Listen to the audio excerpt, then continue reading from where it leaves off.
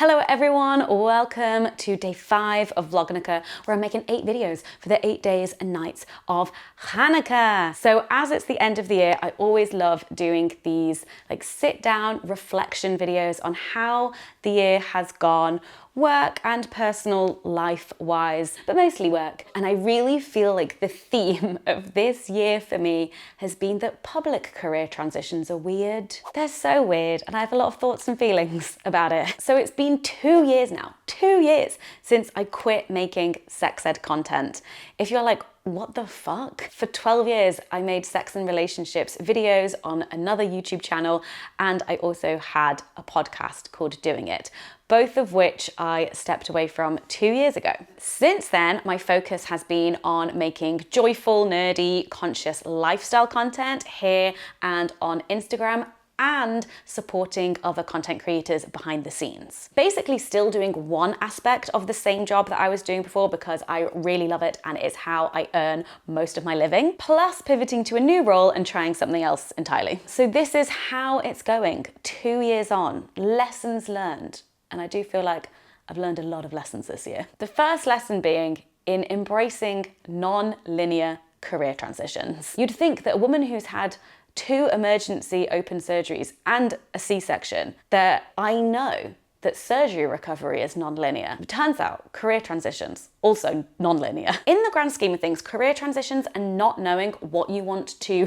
do with your life, with work, is very normal. I've had many people reach out to me telling me about their career transitions that they're going through and how my content has helped them. And my husband even did a massive career transition about 6-7 years ago. So it is so normal. But doing it publicly with people watching the process is very strange.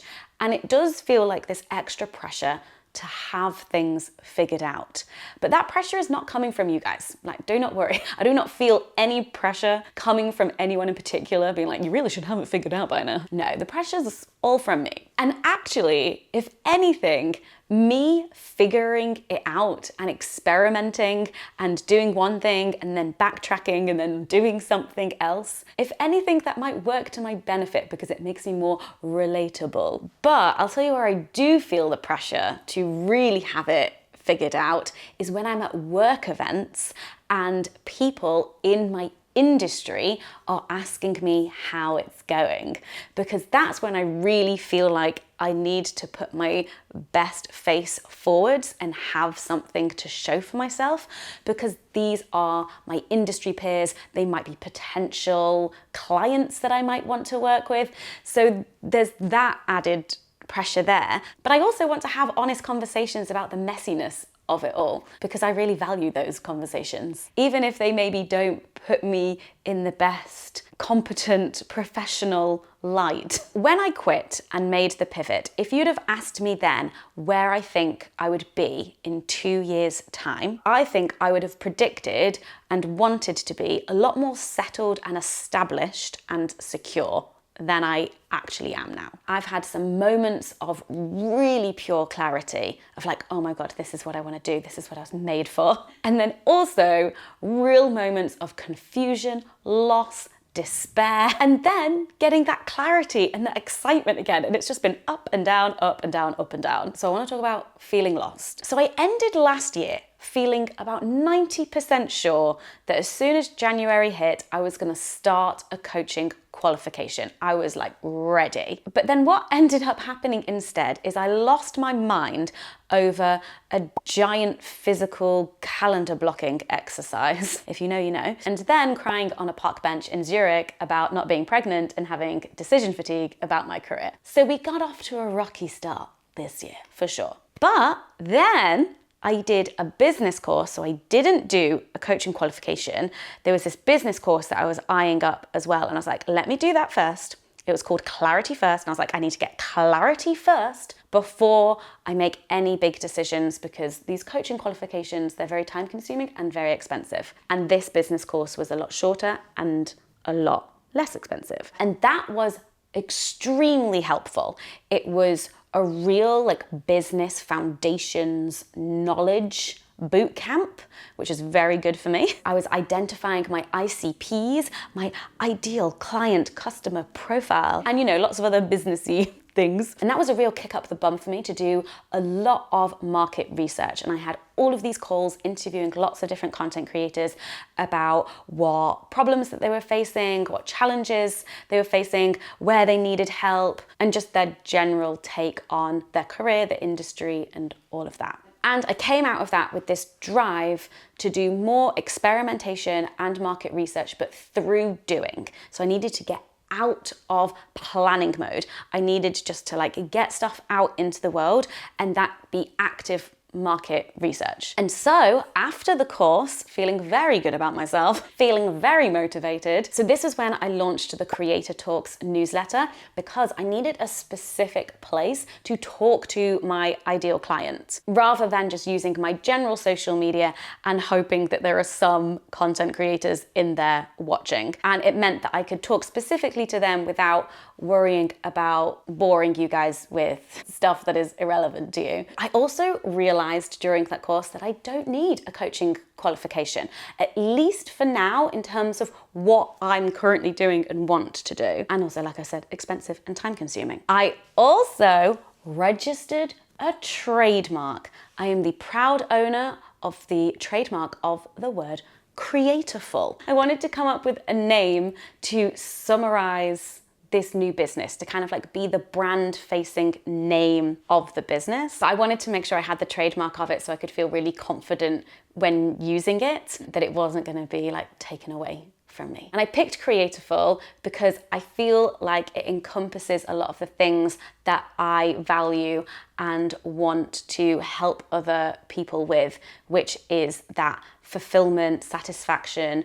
joyfulness, playfulness with being a content creator. But here's the thing. Have I been doing anything with that trademark? Have you seen me splashy shout about the word creatorful anywhere? No, because something happened in between me putting in the application for the trademark and then me actually getting it approved and officially yes, you have it. Again, ups and downs, clarity, confusion.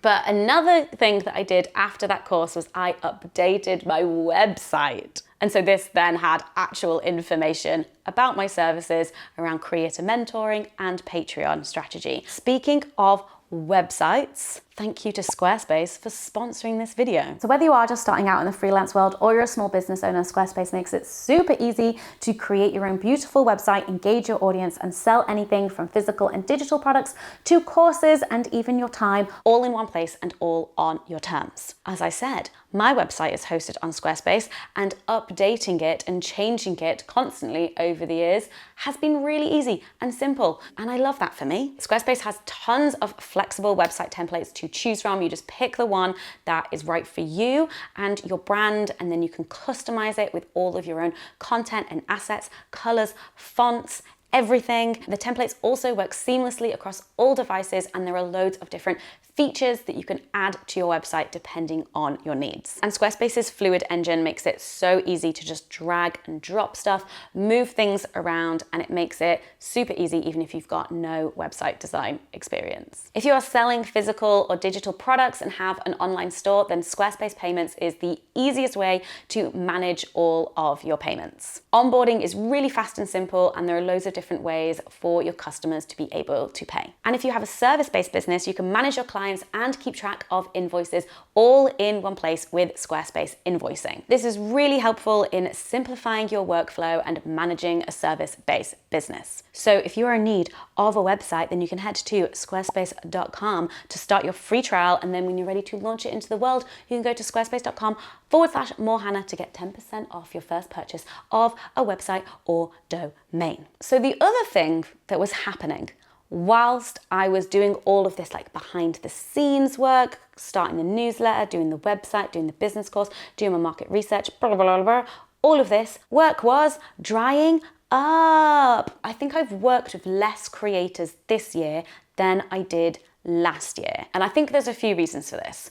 First year, I was just going for it. I was saying yes, I was helping people where I could. Also, I think I really benefited from the visibility of my big public quit. So there was a lot of eyeballs on me, a lot of like attention, noise. And so people were aware that I was doing something. I have never really directly marketed my services. Obviously, I mention them in these videos, but I'm kind of doing that often in a way as a lifestyle creator who's like talking about the behind the scenes of her service-based business. I'm not directly going in these videos, this is what I can help you with, and and like selling to you. There's no marketing strategy. So things have been quieter, but I've also been focusing more on the back end. But I say all that, but there's something about the end of the year. I don't know. I've not increased my marketing. I've not been talking about it more, but there was like a bit of interest at the beginning of the year, and then it was very dry, very quiet spring, summer.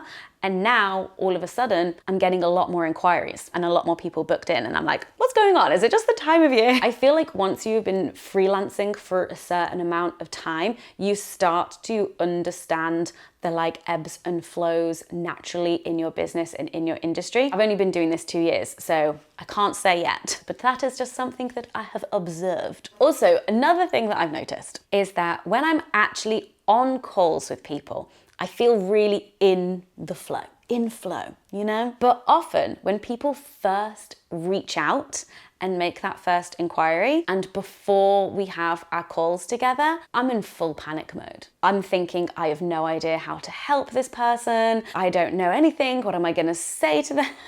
I've scammed them of their money. Obviously not, but you know, these are the like thoughts of going through my head. The self-doubt creeps in hard. And even though I have gotten very good feedback and very lovely testimonials, I still don't feel very confident in my skills and abilities. Maybe that's again because I'm 2 years into this, so it is fairly new. And then this also brings me back around to maybe I do need that coaching qualification. Because as soon as I said to myself after doing that course, oh, I don't need the coaching qualification, that's not relevant to my career right now, I started to want to do one. What the fuck is that about? But I still haven't quite made the leap. I think in the back of my mind, I am still waiting to get pregnant because of the commitment of it, time and finances wise. And I know how ill I got in my first trimester when I was pregnant with Rowan. But hey, 2 years, I'm still trying to get pregnant. Could have done a whole fucking coaching diploma, could have almost done a degree in this time. So there's that to kind of pass out and figure out. Still, do I take the plunge? When is the right time? Is there ever going to be a right time? A yada, yada, yada. But before I try and figure out what I do want to do, I think it's very important to know what I don't want to do. Very important. In theory, I know the strategy of how to get more clients, more opportunities, more recognition, blah, blah, blah. And that is essentially to create a whole other platform. Maybe it's a new Instagram account or a new YouTube channel where I explicitly focus content on like helping my ICP, providing value to them through free content, probably in the form of videos, short form, carousels, you know, you've probably seen it. And then you make all of that free valuable content and you funnel them into your free email newsletter, email list, and then you market to them through that. It is a tried and tested method. It works really well for many online businesses, whether they are selling products or services. And the thing is I'm doing some of it. I've got my email list. I'm doing that side of things. I've got my free lead magnet to get people like onto the list. Although did I do a good job of targeting it to my ICP? We'll get to that. But the thing that I don't have is that top of the marketing funnel, like the free content. And here's why. Because I don't want to fucking do it. It does not interest me at all. At least the social media way of doing it. When I think about having to come up with ideas for reels and carousel posts that's like teaching content creators how to do their jobs, I want to die inside. I'm a recovering millennial girl boss. I won't do it. I can't do it. You cannot make me do it. Please, dear God, don't make me do it. All of my free content energy goes into this channel where I have a much broader audience. I'm not specifically targeting anyone really here, but you are like 90% women in your late 20s and 30s. So there is that. And this brings me to when things don't go how you expect them to. So I released this free download if people signed up to my newsletter, a lead magnet, if you will. This was the Creator Wheel of Life, and I was very proud of it. I was doing the thing, marketing 101, targeting my ICP, adding value for free, getting people on my email list. Look at me go. And a lot of the feedback that I got from that was, I'm not a content creator, but this is so useful for me. And I'm not annoyed by this at all. I'm so pleased that it was useful for you. But then I'm like, okay, who's on this email newsletter list? And this for me was sign number one of something to come, of a realization to come. And the other thing with the newsletter is that I was struggling to deliver on the promise. Not for laziness or lack of motivation, but because of what I know that I'm good at and what would be easier for me to fulfill, but also it would be better because it would be playing more into my strengths. Whereas what I was promising wasn't really playing into my strengths so much. Which leads us to my aha moment, which I feel like I briefly talked about in my homestretch goals video, but let's talk about it now. What's changed? If you're still here, we've not even gotten to the Q&A section of this video, so if you are still here, please leave a little light bulb emoji in the comments. Okay, so my aha moment was around community, and this is because I realized that the thing that really was getting me going is being in a room with people, is bringing people together. Yes, there are things I really love about the one-on-one work that I do, but there's something else that just fires me up when it's a group thing, and especially an in-person group thing, which I know is so hard to facilitate these days. Getting people in a room together. But I realized that I was interested in that in my work life, but also my personal life was very much geared around this goal of community. Like that's kind of like where my personal life is steering to in terms of my priorities and my values. In my personal and in my professional life, I'm excited about getting people together. And then the other realization that I had was around the audience that I already have. And so this was why I ran that free homestretch goals workshop. That was like a big experiment to kind of see, is there any interest in this?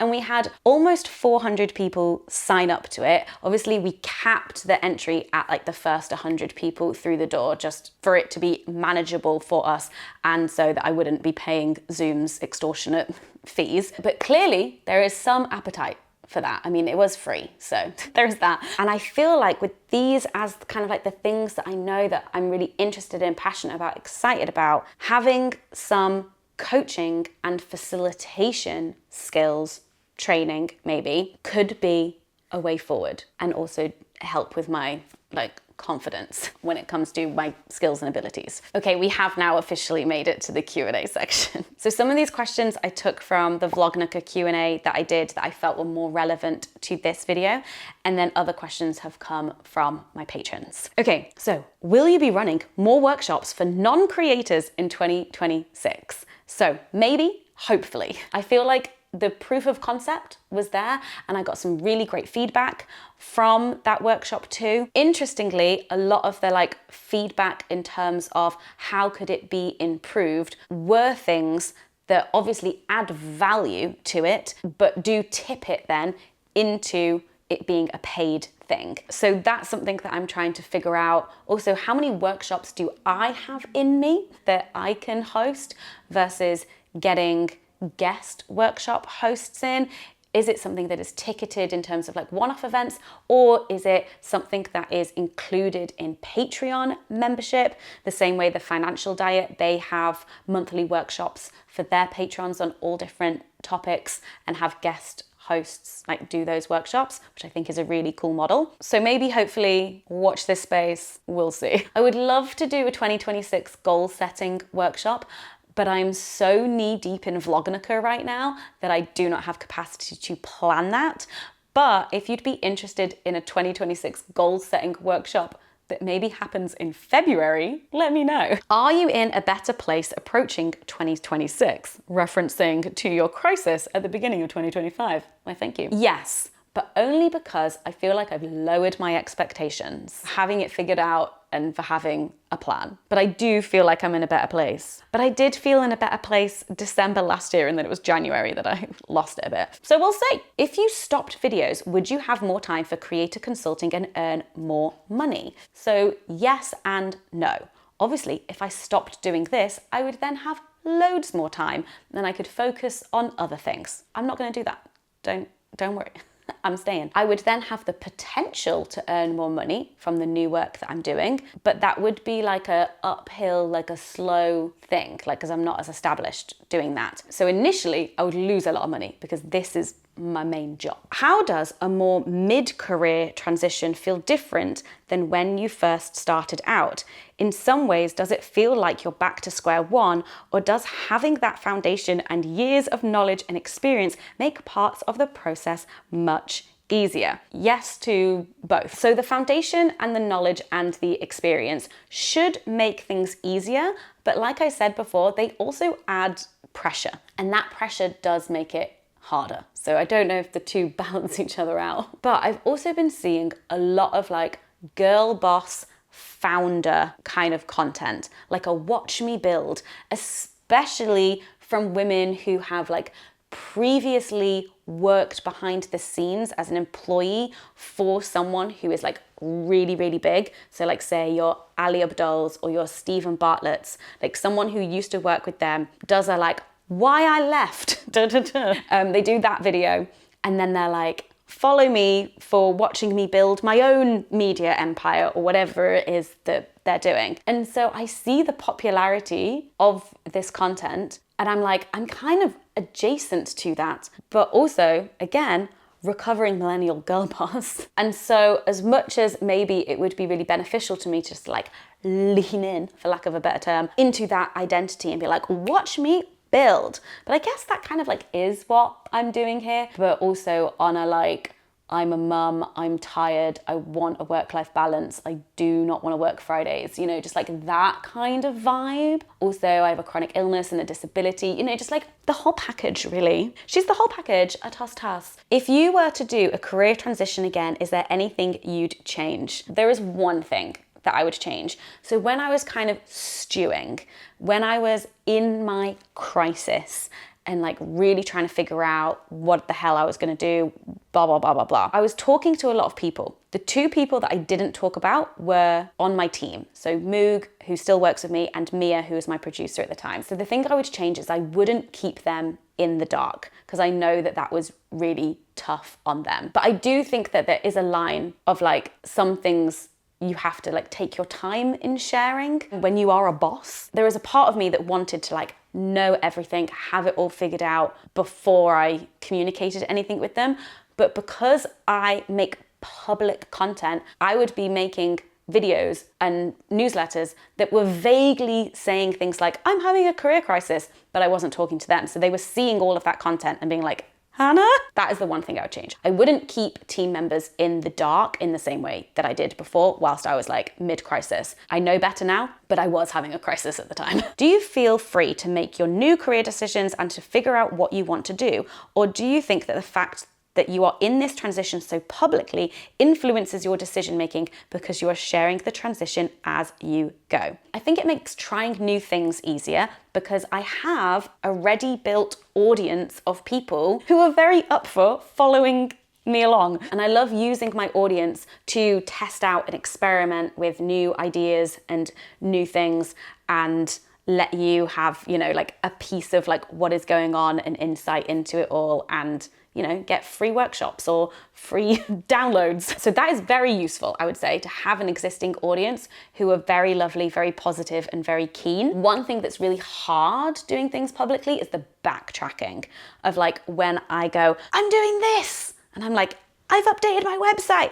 This is what I'm doing. And then behind the scenes, I'm like, oh, actually, wait a second. Like website, Creator Talks newsletter. Okay, no, actually community and Homestretch Goals workshop. Like it can get a bit confusing, but I don't know, I'm just embracing it. In hindsight, was your career transition more or less scary than it turned out to be? It was less scary, but just deeply uncomfortable. The scariest part was definitely before I'd made the decision. Another scary part was telling Moog and Mia about the decision once I'd made it. All of that before I announced anything publicly, that was the scariest time. But once I'd gotten to a point where I was ready to announce it publicly, that just felt very celebratory and also like weight off my shoulders. That felt very freeing, that moment. Do you find it hard to balance continuing to make content with your consultancy work? Does it feel like one detracts from the other? Yes, in a way I do find it hard to balance, and I do not understand where the time has gone. I used to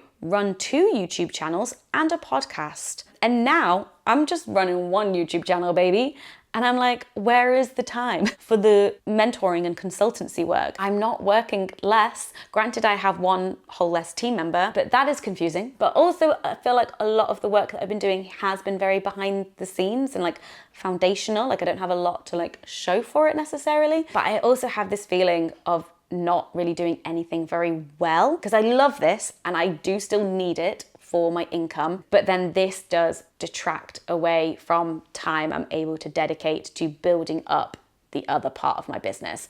And maybe I just need to resign myself to like, that is going to be like a side hustle, kind of compartmentalizing it as that in my brain, maybe. How do you find making more lifestyle content versus your previous sex ed stuff? And does it feel different having the lifestyle content now be your main content rather than your secondary channel?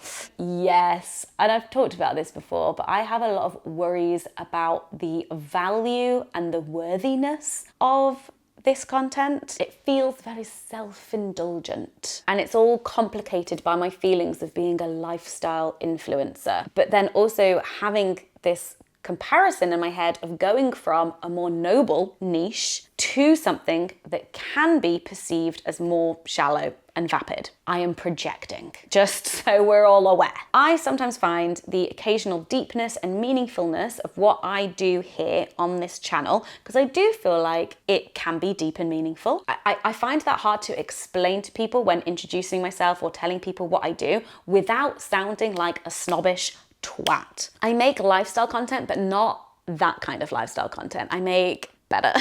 I hate myself. You guys know, I'm still figuring it out. Although you may have clocked at the beginning, because I'm experimenting, I swear, every time I introduce myself and what I do. I said I make joyful, nerdy, conscious lifestyle content. We're going with that for now. But also, this content, I would say, is a lot easier and joyful to make than the sex ed content, or at least I'm like having more fun making this than I was towards the end of making the sex ed content. Is that selfish of me? That's a beep, beep, beep, beep, beep. Apart from the stress of keeping all the balls in the air, is there anything you miss from that sex ed space? Yes, the people, the community. I love them all. I love them all. I was at the Be Creator Awards recently, and Love Honey were one of the big sponsors there, and they had a table and they invited loads of sex and relationships creators to like sit at their table with them. And obviously I was like, hello, my friends, my old colleagues. And then we all ended up going to do karaoke together after the Be Creator Awards. And that did feel like oh yeah, I don't do this anymore, so I'm not invited to sit at that table, but they are my friends and they are my people, and I will go to the after party with them. That's part of what I miss, is that crowd. I think especially in this industry, sometimes just like being around people like that who kind of like get it on another level is very refreshing and very needed for the sanity. Okay, thank you for those questions. Where am I now? We've made it. So this is where I'm at now, December 2025, going into 2026. Okay, this hasn't come up yet, but Patreon are expanding their London team. I may have mentioned it in videos or in my newsletter, but there was a job posting for a role at the company Patreon, like a full-time job that was just perfect for me. I was like, oh my God, I would so want that job. And I think I would be really good at it. But it was based in the US, New York or San Francisco. So I was like, never mind. But Patreon are now expanding their London team. And I saw that there was a role up very similar, slightly adjacent to, but not quite the same as that other role that I saw. So I haven't applied for it because it's not quite the role for me. And something would have to be like so good and so perfect for me to give up this. I don't just mean like this, but I mean like working for myself, being freelance, the flexibility I get with that role. Like I would be giving up way too much, especially at this stage in my life of like trying to have another baby and having another small child. Like the flexibility is great. So that's just another thing. I'm just keeping an eye on it. But I do feel like in my head, if I were to ever get a full-time job, it would be at Patreon. It would be that specific role that I found that was just in the US. So we'll see if and when it comes to UK. But also, it's kind of like, I think, a 5 to 10 year thing for me. So not now. Anyway, the other thing I need to figure out now is Creatorful. I've got this trademark, I need to bloody use it. We always knew when we were creating the Creator Talks newsletter that that was a placeholder name. So there's definitely something there of like, do we call it the Creatorful newsletter? Or is it like Creator Talks by Creatorful? Or is it still like Creatorful by Hannah Witton? Options. And then I also have a question for you. Obviously, when I came up with the name Creatorful, I was specifically thinking about content creators. With all of my aha moments and like feedback from things, again, we're doing active market research. I'm wondering, does the term Creatorful resonate, connect with you, even if you aren't a content creator? Can we expand its meaning? I mean, I invented it. I can make it mean whatever I want, but I'm curious what you think. So say if I did do more non-content creator specific workshops, events, community building things, could all of that happen under this umbrella of the Creatorful brand? In my mind, the expanded meaning includes things like creative productivity, although the term productivity, like it has a lot of baggage, it has a lot of capitalist baggage, and I don't know what the alternative to that word is that doesn't come with all of that baggage. Playful productivity, creating your life, figuring out your life through crafting, which we've seen me do many attempts. But I do think there's a lot of potential in this word, and I do love it. Like Creatorful workshops, Creatorful coaching, the Creatorful podcast, or some other podcast name by Creatorful, or something podcast with Hannah Witton by Creatorful, like Creatorful being the studio or the production company, like Creatorful Studios, Creatorful Productions, Creatorful Confessions. Anyway, just spitball in here. I'm very curious. I would love to hear your thoughts. Another question that I have for me and for you, always curious to hear your thoughts, is does my Patreon and the community there become the hub for a lot of these Creatorful shenanigans? So that could maybe be changing up the book club, doing more workshops, adding a podcast to the mix. Questions. So those are lots of kind of like questions that I have of things that I'm going to be figuring out early 2026, because again, Vlognook whole do not have capacity right now. Just putting things out there. One thing that I am planning on being like the first thing that I knuckle down and do when I start back at work in January is developing this Patreon strategy group course. I've had a good handful of discovery calls with creators who are interested in the group course. And so I'm hoping come maybe end of January, beginning of February, we will be able to start. If you are interested, please either sign up to the Creator Talks newsletter or get in touch through my website, because there will be limited spots on that course. I'm thinking like 5 or 6 people, but that's something that I'm very excited about doing in the new year, because I've been doing a lot of one-on-one Patreon strategy and doing it in group form. It adds something else because you've got other people to bounce off. It also makes it more accessible because it's cheaper, being able to do it in a group setup. Very excited, very thrilled. Coaching course? Question marks. So many question marks. This is just going to keep haunting me. Do I do a coaching qualification? Will I get pregnant? You know, do I rebrand the Creator Talks newsletter? Creatorful Confessions, I feel like is currently up there for me at the moment. And also making it less newsy updates, which like I said, doesn't really play into my strengths, and making it more existential musings. Learnings, gossip, but not gossip in the speculation side of things. I feel like I use the word gossip to mean something different. It wouldn't be a gossip newsletter. I've teased this a couple of times, but podcast 2026? I have an idea, a very undeveloped idea for a podcast. So I think maybe 2026 is the year that is the year of development, like idea development, to figure out the format, the structure, the tone, like who's it for, blah, blah, blah, blah, blah. What's the point of it? Do we do video? Do we do audio only? La la la, what's the budget? And then of course more workshops. Let me know if you're interested in doing like a 2026 goal setting workshop or a bingo card making workshop. I would love to do an in-person in London bingo card making workshop, just like bring a bunch of art supplies, get everyone in a room and like make shit together. But if I'm being realistic, like the absolute earliest we'd be able to pull any of those off is February. So let me know. And just generally, my 2026 plans after all of the lessons that I've learned this year is just to continue to experiment, to play, to try new things, backtrack, and then try new things and try again. And thank you all so much for following along and being part of this journey and lovely little observers. That sounds really patronizing, I'm sorry. I genuinely appreciate all of your support, and you do always have very thoughtful things to share. So if you do have any thoughts on all of these things that I'm